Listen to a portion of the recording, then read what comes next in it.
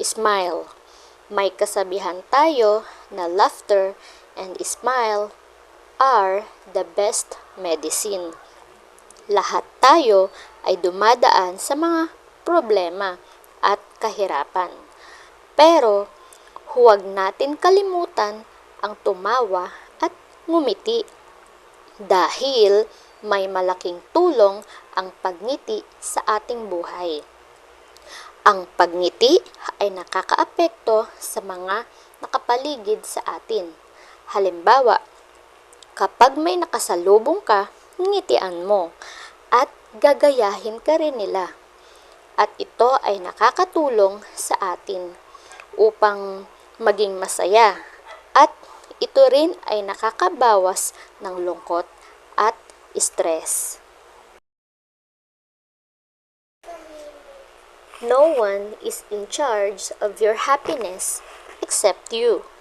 Kung ano man ang meron sa iyo ngayon, ay pahalagahan mo.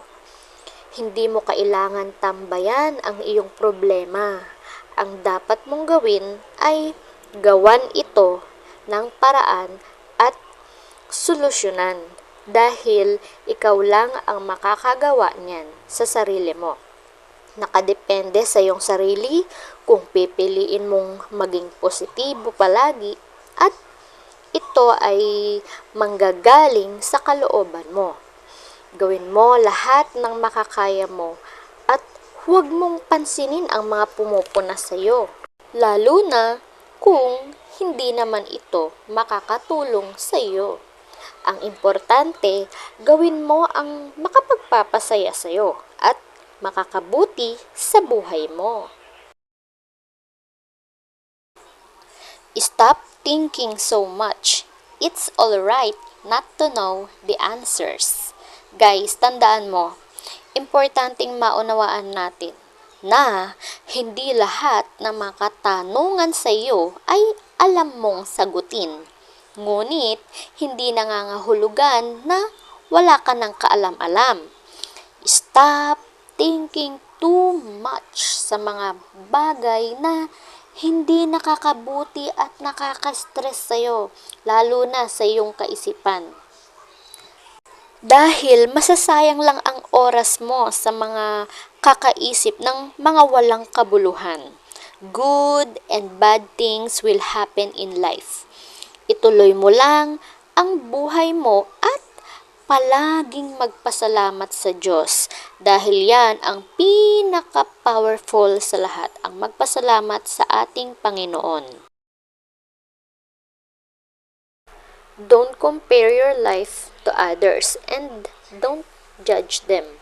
Kung nakikita mo ang iba na may pamilya, sariling bahay, magandang kotse, at umuunlad ang pamumuhay nila, huwag kang mainggit at huwag mong ikumpara ang iyong buhay sa kanila.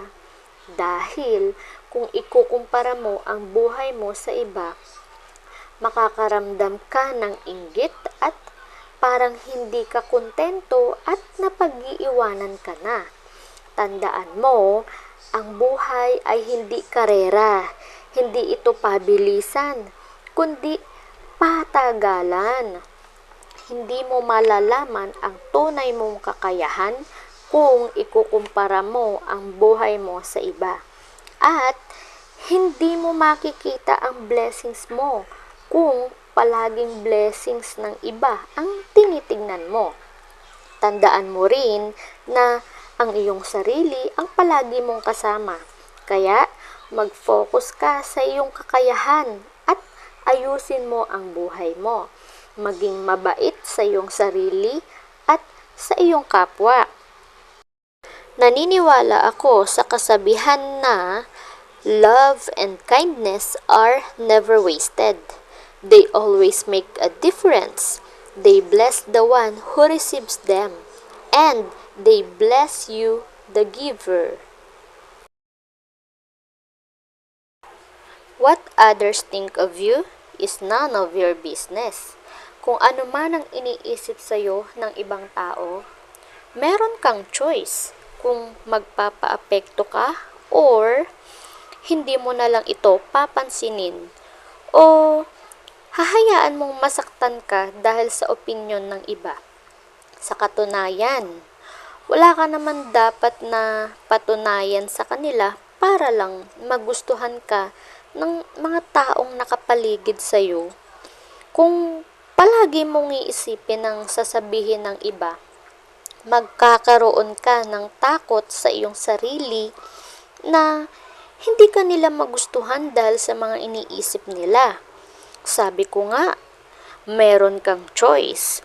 Pwede mong baliwalain o papayagan mong maapektuhan ka.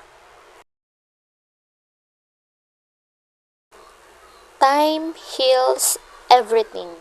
So, give it time. Walang permanente sa mundong ito. Lahat nagbabago. Kung nakakaramdam ka ng hirap at sakit, tandaan mo na gagaling at maghihilom din ito. Kung nasaktan ka ng ibang tao, darating ang araw na maghihilom din ito. Make peace with your past so it won't mess with your present.